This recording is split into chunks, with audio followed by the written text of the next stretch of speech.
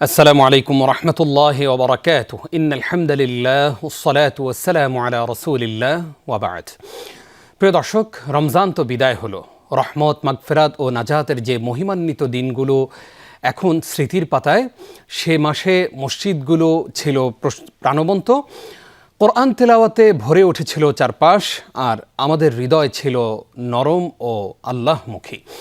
আর আজ সেই পরিবেশ যেন কিছুটা নিস্তব্ধ। কিছু প্রশ্ন হলো, রমজান কি শুধু একটি মাসের জন্যই ছিল, নাকি এটি ছিল আমাদের জীবনের পরিবর্তনের জন্য একটি ট্রেনিং পিরিয়ড?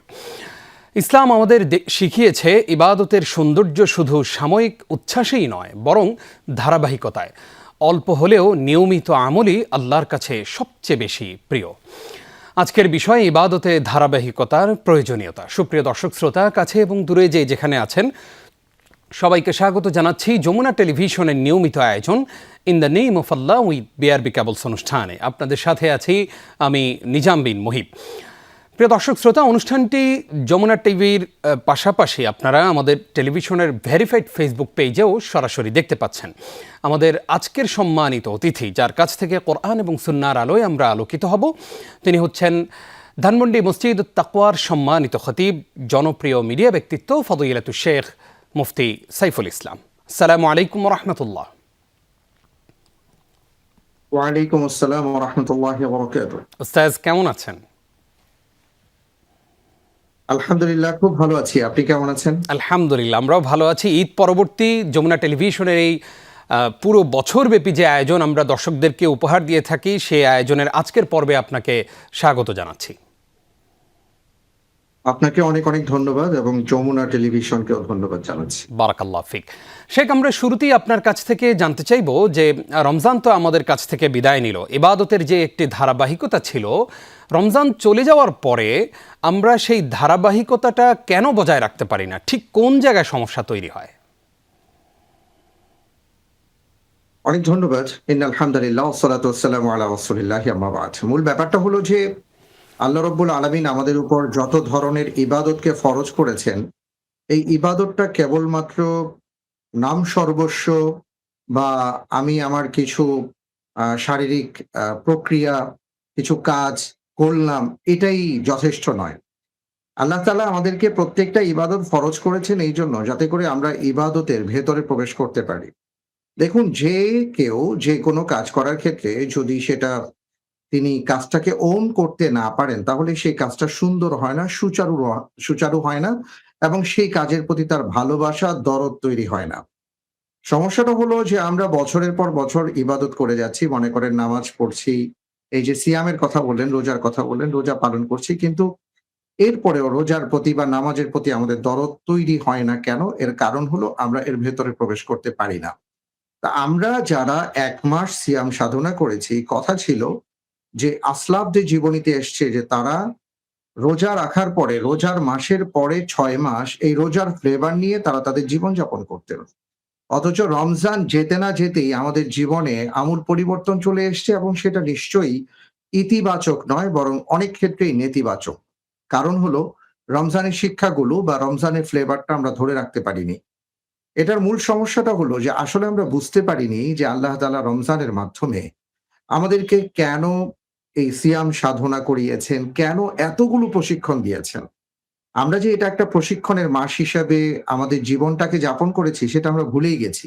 আমরা ভেবেছি রমজান এসেছে কেবলমাত্র না খেয়ে থাকবো সারাদিন, আমি আমার স্ত্রীর কাছে যাব না, কিছু কাজ থেকে আমরা বিরত থাকবো, এটাই যথেষ্ট। তো এই কারণে আমরা অনেক সময়ই দেখা যায় যে রমজানের পরে আমরা আগের যা ছিলাম তাই হয়ে গেছি। আমাদের জীবনে কোনো পরিবর্তন ঘটেনি। এটার মূল সমস্যাটা হলো রমজানকে আমরা চিনতে পারিনি, বুঝতে পারিনি। আমাদের উচিত ছিল রমাদানকে গ্রহণ করা হৃদয়ের গভীর থেকে। যারা হৃদয়ের গভীর থেকে এই রমাদানকে গ্রহণ করতে পেরেছিলেন, যারা সিয়াম সাধনা প্রশিক্ষণ হিসাবে গ্রহণ করতে পেরেছিলেন, আপনি তাকিয়ে দেখবেন যে তাদের জীবনে একটা পরিবর্তন এসছে এবং তাদের ইবাদতের ধারাবাহিকতা বজায় আছে। কিন্তু আমরা যারা বুঝতে পারিনি, আমাদের ইবাদতের ধারাবাহিকতা নেই। আমরা জি তাহাজ্জুদের নামাজ পড়েছিলাম রমজানে, আমরা দেখা যাচ্ছে যে এখন ফজরের নামাজ ঠিক মতো পড়তে পারছি না। জি জি এমন অনেক জায়গায় আমাদের পরিবর্তন ঘটে গেছে। জাযাকাল্লাহ খাইর উস্তাজ। এবার জানতে চাই আপনার কাছে যে রমজানের পরবর্তী সময়টাতে বাকি 11 মাস যদি আমরা ব্যক্তিগতভাবে কিংবা পারিবারিকভাবে যদি আমাদের ইবাদতের ধারাবাহিকতা বজায় রাখতে চাই, তাহলে ঠিক কোন ধরনের রুটিন তৈরি করে আমরা এগুলে আমাদের বাকি 11 মাসও সাফল্যমণ্ডিত হবে? অনেক ধন্যবাদ। রাসূল সাল্লাল্লাহু আলাইহি ওয়াসাল্লাম একটি কথা বলেছেন, হাদিসের মধ্যে আসছে, আখলিস দীনাকা ইয়াকফিকাল আমালুল কলিল। যে তুমি যদি অল্প আমলও করো, কিন্তু সেটা যদি তুমি ধারাবাহিকতা বজায় রেখে করতে পারো, তাহলে এটা তোমার জন্য কল্যাণকর। এবং এটা তুমি ইখলাসের সাথে বা গভীর মনোযোগ সহকারে করবে, ভালোবাসার সাথে করবে। তা আমরা যতটুকুই রমজানে করেছি, আমরা হয়তো এখন ৮ রাকাত পড়তে পারছি না তাহাজ্জুদ, অন্তত ২-৪ রাকাত অভ্যাসটা বজায় রাখি। আমরা নিয়মিত নামাজ জামাতের সাথে আদায় করেছি, এটা আমরা বজায় রাখার চেষ্টা করি। আমরা সিয়াম সাধনা করেছিলাম পুরো মাস জুড়ে। এখন বৃহস্পতিবার, সোমবার এবং চন্দ্র মাসের ১৩, ১৪, ১৫ তারিখ এগুলো আমরা সিয়াম সাধনা করার চেষ্টা করি, রোজা রাখার চেষ্টা করি। আমরা রমজানে দান সাদাকা করেছি, মিথ্যা কথা বলিনি, মানুষকে ঠকাইনি, আমরা মানুষের অধিকার নষ্ট করিনি, আমরা ঝগড়া ফাসাদ করিনি। সেই বিষয়গুলো বজায় রেখে আমরা চেষ্টা করি অন্ততপক্ষে যে আমি রমজানে কেমন ছিলাম, আমি এখন সেইভাবে একটু চলার চেষ্টা করি। এইভাবে যদি আমাদের ভেতর থেকে প্রচেষ্টাটা থাকে, আল্লাহ তাআলা বলেছেন, ফাত্তাকুল্লাহা মাসতাতাতুম। তুমি যতটুকু পারো আল্লাহকে ভয় করো, বাকিটা আল্লাহ তাআলার পক্ষ থেকে সাহায্য আসবে। এখন ইনশাআল্লাহ। সেই চেষ্টাটাও যদি আমরা না করি, তাহলে তো আমাদের হবে না। তো জি। অন্ততপক্ষে এই প্রচেষ্টাটা চালিয়ে যাওয়া দরকার। রমজানে কি ছিলাম সেটা স্মরণে রেখে আমাদের যাপিত জীবনে কিছুটা হলেও বাস্তবায়ন করা দরকার। আল্লাহ তাআলা যেন আমাদেরকে তৌফিক দান করেন। আল্লাহুম্মা আমিন। অসংখ্য ধন্যবাদ আপনাকে। আসবো আপনার কাছে আবারও ইনশাআল্লাহ ছোট্ট একটি বিরতির পর। প্রিয় দর্শক, আপনারা দেখছেন যমুনা টেলিভিশনের নিয়মিত আয়োজন in the name of Allah with BRB cables. অনুষ্ঠানের এ পর্যায়ে সময় হলো ছোট্ট একটি বিরতির, সঙ্গেই থাকুন।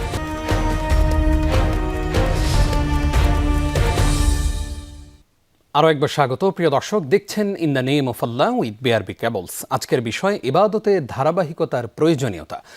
এ বিষয়ে কথা বলছেন আমাদের প্রিয় স্কলার, ধানমন্ডি মসজিদ আত তাকওয়ার সম্মানিত খতিব ফদিলাতুল শেখ মুফতি সাইফুল ইসলাম। শেখ, আপনাকে আরও একবার স্বাগত জানাচ্ছি।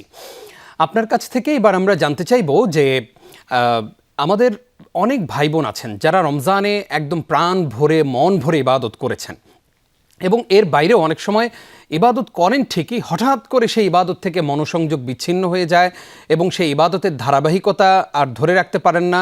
ইবাদতের মাঝ পথেই সেই ইবাদত ছেড়ে দেন, এরপরে আর দীর্ঘ অনেক মাস লম্বা একটি সময় তারা আর ইবাদত করেন না। তাদের জন্য আসলে ইসলামে কি সতর্কতা রয়েছে এবং এই যে মনোসংযোগ বিচ্ছিন্ন হয়ে যাওয়া, এর জন্য আসলে আমাদের করণীয় কি? মুআবিয়া রাদিয়াল্লাহু তাআলা আনহুর একটি গল্প আপনাকে শোনাই। ওনার জীবনীতে এসছে, উনি একবার নিয়মিত উনি তাহাজ্জুদ সালাত আদায় করতেন। একদিন ওনার তাহাজ্জুদের সালাত মিস হয়ে গিয়েছিল। ফজরের পরে উনি কান্না করছিলেন। তো আশেপাশে যারা ছিলেন তারা বললেন যে, "আপনি কাঁদছেন কেন?" তিনি বললেন যে, "আমার আজকে রাতে তাহাজ্জুদের সালাত আমি আদায় করতে পারিনি, এজন্য কাঁদছি।" তো সবাই খুব অবাক হয়ে বললেন যে, "এটা কেমন কথা? একটা নফল ইবাদত আপনার জীবন থেকে ছুটে গেছে। একদিন আপনি আদায় করতে পারেননি। এটার জন্য আপনাকে কাঁদতে হবে?" তখন তিনি বললেন যে, "আসলে এটার জন্য আমি কাঁদছি না। আমি কাঁদছি আরেকটা কারণে। নবীজি সাল্লাল্লাহু আলাইহি ওয়াসাল্লামের কাছে আমি বলতে শুনেছি যে, যখন কারো উপর থেকে আল্লাহ তাআলার রহমত সরিয়ে নেওয়া হয়, তখন তাকে ইবাদতের তৌফিক দেয়া হয় না। তা আমি ভয় পাচ্ছি যে আল্লাহ তাআলা কি আমার কাছ থেকে কি তার নিয়ামতকে সরিয়ে নিয়েছেন? এইজন্য আমি কাঁদছি। এটা আমাদের জন্য খুবই সিগনিফিক্যান্ট। এর কারণটা হলো যে আমরা রমজানে যারা খুব ইবাদত বন্দেগী করেছি, এখন যদি আমি সেই ইবাদত করতে না পারি বা হঠাৎ করে আমার কোনো আয়োজন, আমার ইবাদত, আমার ভালো কাজ বন্ধ হয়ে যায়, তাহলে আল্লাহ ক্ষমা করুন, এটা হলো না তো যে আমি আল্লাহর রহমত থেকে সরে পড়েছি? আরেকটা বিষয় হলো যে আমরা কিভাবে বুঝবো যে রমজানে আমার যাবতীয় ইবাদতগুলো আল্লাহ কবুল করেছেন? এটা বোঝার একটা প্যারামিটার হলো যে রমজানের সময় আমি যা ছিলাম, রমজানের পরেও যদি সেইভাবে আমার জীবনে ওই ইবাদতগুলোকে আমি নিয়মিত করে যেতে পারি, তাহলে বোঝা যাবে যে আল্লাহর দরবারে আমার সিয়াম সাধনাটা কবুল হয়েছে। আর যদি এমন হয় যে না, আমি আগে যা ছিলাম, আমার এখন কোনো ইবাদত হচ্ছে না, তাহলে বুঝতে হবে আসলে রমজান মাসে আমার ইবাদতটা হয়তো কবুল হয়নি, বিধায় আমি এখন এই ইবাদতগুলোকে নিয়মিত করতে পারছি না। তো এই কথাগুলো আমাদের প্রত্যেকের জন্য নসিহা স্বরূপ এটা হওয়া উচিত যে আমি যদি সত্যিকার অর্থে আল্লাহর প্রিয় হতে চাই, আল্লাহর নিয়ামত প্রাপ্ত হতে চাই, তাহলে যেন কোনো ইবাদত থেকে আমি ছিটকে না পড়ি। আর নবীজি সাল্লাল্লাহু আলাইহি ওয়াসাল্লাম আরেকটি কথা বলেছেন যেটা আমাদের জন্য অত্যন্ত ভয়াবহ। সেটা হলো কোনো বান্দা আল্লাহর ইবাদত করতে না পারার অর্থ হলো সে ধীরে ধীরে জাহান্নামের দিকে ধাবিত হচ্ছে। আল্লাহ তাআলা যেন আমাদেরকে ক্ষমা করেন। আমিন। আল্লাহুম্মা আমিন। জাযাকাল্লাহ খাইর। আমরা এবার আপনার কাছ থেকে জানতে চাইবো যে আমাদের অনেক বোনেরা আমাদেরকে প্রশ্ন করেন যে রমজানে যাদের রোজাগুলো ভেঙেছে আল্লাহ প্রদত্ত অসুস্থতার কারণে, তো সেই রোজাগুলো কি তারা আগে রাখবেন নাকি শাওয়ালের যে 6টি রোজা আছে সেই রোজাগুলো তারা আগে রাখবেন? প্রসঙ্গত আপনার কাছে জানবো যে আমাদের যারা মুসাফির ছিলেন যেই ভাইয়েরা, তারাও কি রমজানের রোজাগুলো আগে রাখবেন নাকি শাওয়ালের রোজাগুলো আগে রাখবেন? অনেক অনেক ধন্যবাদ আপনাকে। রাসূল সাল্লাল্লাহু আলাইহি ওয়াসাল্লাম, আপনি নিশ্চয়ই আপনার কথার মধ্যেই সেটা বলেছেন যে শাওয়ালের ৬টি রোজার ব্যাপারে রাসূল সাল্লাল্লাহু আলাইহি ওয়াসাল্লাম আমাদেরকে উদ্বুদ্ধ করেছেন যে কেউ যদি শাওয়াল মাসে ৬টা রোজা রাখেন তাহলে তিনি যেন পুরো বছর জুড়েই নফল রোজা রাখলেন, এই সমপরিমাণ সওয়াব আল্লাহ তাআলা তাকে দান করবেন। তো এই কারণে সঙ্গতভাবেই আমরা সবাই চেষ্টা করে থাকি। তো মা-বোনদের যে অসুস্থতা অথবা যিনি মুসাফির অবস্থায় রোজা রাখতে পারেননি, তাদের জন্য ২ টো সুযোগ আছে। একটা হলো যে তারা প্রথমত শাওয়ালের ৬ টি রোজা রাখবেন, তারপরে তারা সেই রোজাগুলো পালন করবেন, যে রোজাগুলো তাদের ছুটে গিয়েছে। আর যদি সেটা না হয়, ওলামায়ে কেরামের আরেকটা মত হলো যে তারা চাইলে অন্য যেকোনো সময়, যেহেতু তাদের ফরজ রোজার কাজা আদায় করা সম্ভব, সুতরাং তিনি শাওয়ালের রোজাটা আগে রাখবেন, তারপরে তিনি আদায় করবেন। আর তৃতীয় কেউ মত দিয়েছেন যে তাদের জন্য, যেহেতু আসলে জীবন মৃত্যুর ব্যাপারটা আমরা জানি না, যেহেতু এই রোজাগুলো তার উপর ফরজ ছিল, আগে সেই রোজা পালন করবেন, তারপরে তিনি শাওয়ালের রোজা রাখবেন।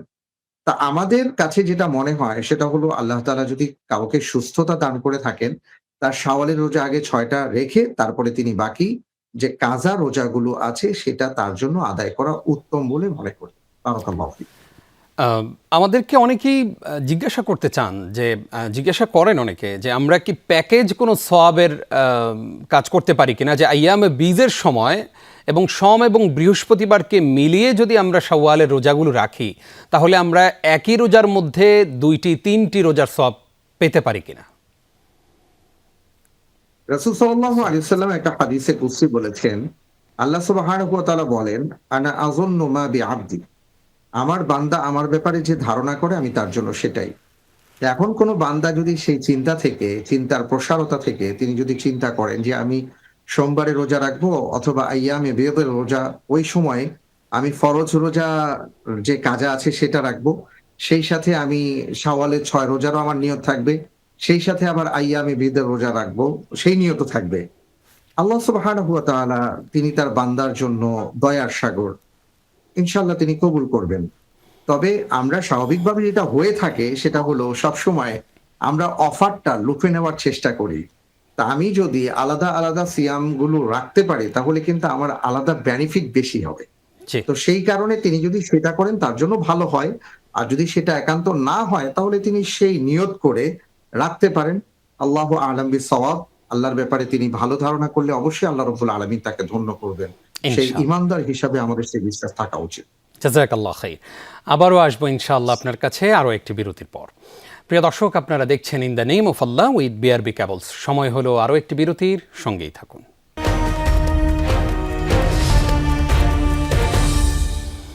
আবারও স্বাগত। প্রিয় দর্শক, দেখছেন in the name of Allah with BRB cables. আমাদের আজকের বিষয় রমজান পরবর্তী এই যে ইবাদতের ধারাবাহিকতা, সেই ধারাবাহিকতা বজায় রাখতে হলে আসলে আমরা কি কি করব সেই বিষয় নিয়ে মূলত আমরা আলোচনা করছিলাম।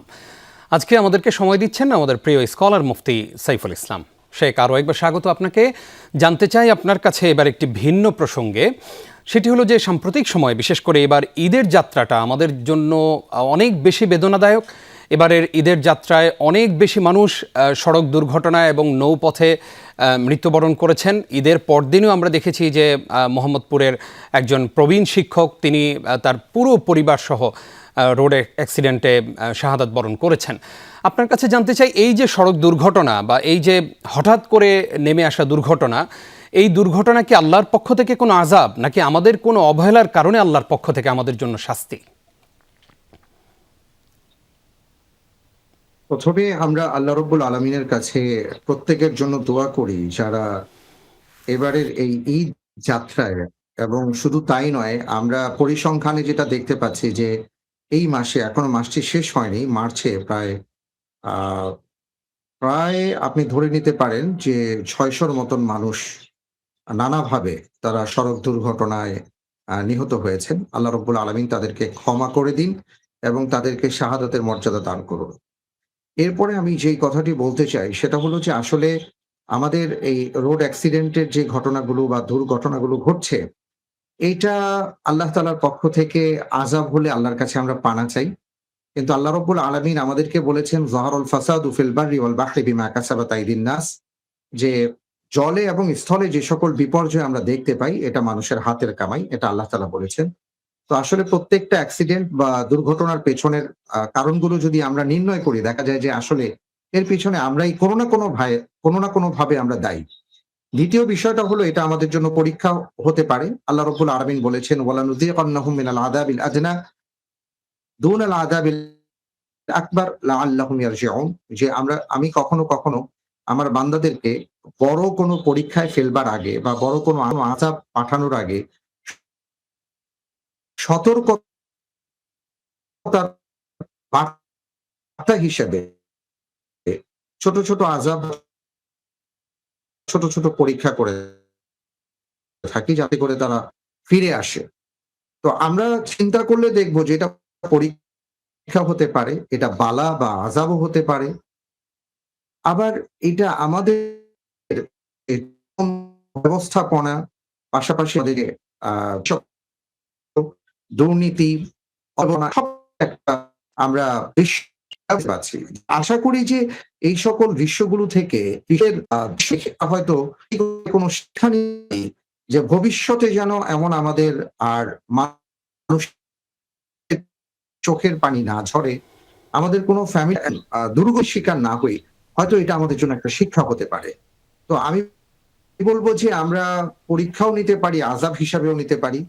এবং সবচেয়ে বড় ব্যাপার হলো যে আমাদের যেটা করণীয়, আমরা না করার ফল ভোগ করছি, এই ক্ষেত্রে যেন আমরা নিজেরা সচেতন হই। আল্লাহ যেন আমাদেরকে তৌফিক দান করেন। আমিন। আল্লাহুম্মা আমিন।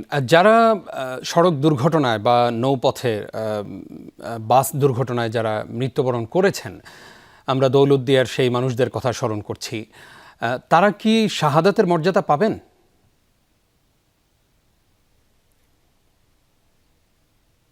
রাসূল সাল্লাল্লাহু আলাইহি সাল্লাল্লাহু আলাইহি ওয়াসাল্লাম। ওয়াসাল্লাম কিছু শ্রেণীর মানুষের কথা বলেছেন যে যাদের মৃত্যুটা আল্লাহ তাআলা তাদেরকে শাহাদাতের মর্যাদা দান করবেন। এর মধ্যে পানিতে ডুবে মৃত্যু আছে, এর মধ্যে আকস্মিক মৃত্যুর কথা উল্লেখ করা আছে। তারপরে আম যেমন আপনি যেই কথাগুলো বললেন যে এর মধ্যে আমরা আগুনে পড়ে মৃত্যুর কথাও শুনেছি। তো এই সকল মৃত্যুগুলোই আসলে শাহাদাতের মৃত্যু বা শাহাদাতের মর্যাদার মৃত্যু আমরা বলতে পারি। এবং আল্লাহ রাব্বুল আলামিনের কাছে আমরা সেই দোয়াই করব যে প্রত্যেকটা মৃত্যুর প্রতিদান যেন আল্লাহ তাআলা তাদেরকে দান করেন, আমিন। শাহাদাতের মর্যাদা যেন আল্লাহ তাআলা তাদেরকে দান করেন। আমিন। আল্লাহুম্মা আমিন। শেখ, আমরা অনুষ্ঠান শেষ করব, তবে যাবার পূর্বেই আপনার কাছ থেকে আমরা আরও একটি বিষয় জানতে চাইব যে আমরা যখন বাসাবাড়ি থেকে বের হই তখন কি ধরনের সুন্নাহগুলো মেনে আমরা বাসাবাড়ি থেকে বের হলে আল্লাহ তাআলা আমাদেরকে নিরাপত্তার চাদরে ঢেকে দিবেন। পাশাপাশি এটাও জানতে চাই আপনার কাছে, আমরা যখন প্রাইভেট কারে থাকি, বাসে থাকি, আমরা অনেক দূরপাল্লার বাসে দেখেছি যে বাসে সিনেমা চালিয়ে রাখা হয়, গান লাগিয়ে রাখা হয় পুরো জার্নিতে, এবং আমরা যখন নিজেদের প্রাইভেট কারে থাকি তখন আমরা সেখানে গান শুনতে শুনতে আমরা সফরটা শুরু করি। আসলে আমাদের এই সফরটা কিভাবে শুরু করা উচিত বলে ইসলাম আমাদেরকে জানিয়ে দেয়? অনেক ধন্যবাদ। খুবই গুরুত্বপূর্ণ একটি কথা বলেছেন। আসলে আমাদের সাথে কখন মালাকুল মউতের সাক্ষাৎ ঘটবে আমরা কেউ বলতে পারি না। জি। কখন আমাদের মৃত্যু হবে, কখন আমরা চলে যাব পৃথিবী ছেড়ে আমরা কেউ বলতে পারি না। এজন্য রাসূল সাল্লাল্লাহু আলাইহি ওয়াসাল্লাম আমাদেরকে কিছু সুন্নাহ ভিত্তিক আমলের কথা উল্লেখ করেছেন, আমাদেরকে শিখিয়ে দিয়েছেন। এর মধ্যে একটা হলো যে যখন আমরা সফরে বের হব বা ঘর থেকে বের হব, আমরা আল্লাহ তাআলার উপর ভরসা করে বিসমিল্লাহি তাওয়াক্কালতু আলাল্লাহ বলে বের হব। বিসমিল্লাহি ওয়ালাজনা ওয়া খারাজনা ওয়া আলাল্লাহি তাওয়াক্কালনা ওয়া আলা রাব্বিনা তাওয়াক্কালনা। হাদিসে এই ভাষাগুলো আসছে যে হে আল্লাহ, আমি আপনার উপর ভরসা করে বের হচ্ছি এবং আমি আপনার কাছে নিজেকে সুপর্দ করছি। জি। এবং আমরা যখন যানবাহনে উঠব, সুবহানাল্লাযী সাখখারা লানা হাযা ওয়া মা কুন্না লাহু মুকরিনিন ওয়া ইন্না ইলা রাব্বিনা লামুনকালিবুন, এই দোয়ার কথা এসেছে। জি। আমরা এই দোয়াটা পড়ব এবং আমরা যখন যানবাহনে থাকবো, আপনি খুবই গুরুত্বপূর্ণ একটি কথা বলেছেন, সেটা হলো আমরা অনেকেই দেখি যে গাড়ি চলাচলরত অবস্থায় আমরা কেউ হেডফোন লাগিয়ে গান শুনি, কেউ হয়তো অনেক কিছু দেখি। আমাদের শেষ জাযাকাল্লাহ খাইর কাজটা উস্তাজ। আমরা জানি না যেহেতু জি। আমরা কতক্ষণ বেঁচে থাকবো। আল্লাহর নবী বলছেন, ইন্নামাল আমালু বিল খাওয়াতিম। তা আমরা আল্লাহ অবশ্যই আমাদের সেই শেষটা মুহূর্তে আল্লাহ সুন্দর করুক। তাআলাকে স্মরণে জাযাকাল্লাহ খাইর রাখবো। উস্তাজ, আপনি আমাদেরকে সময় দেওয়ার জন্য অসংখ্য ধন্যবাদ জানাচ্ছি। প্রিয় দর্শক, আপনারা এতক্ষণ দেখছিলেন in the name of Allah with BRB cables. দেখতে দেখতে সময় শেষ হয়ে আসলো। আগামী সপ্তাহের পর্ব দেখবেন। সেই প্রত্যাশায় বিদায় নিচ্ছি নিজাম বিন মুহিব। আসসালামু আলাইকুম ওয়া রাহমাতুল্লাহি ওয়া বারাকাতুহু।